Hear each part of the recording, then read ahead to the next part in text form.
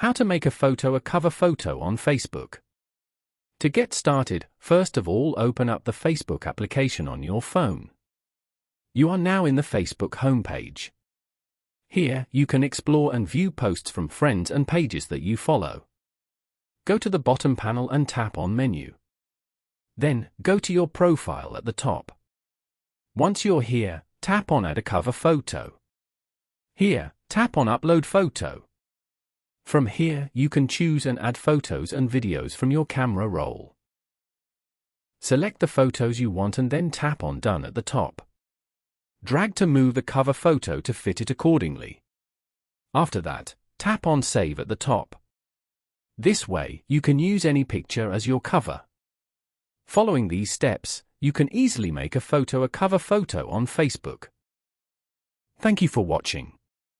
Please leave a like if this tutorial helped you, or leave a comment below if you have any questions related to the video.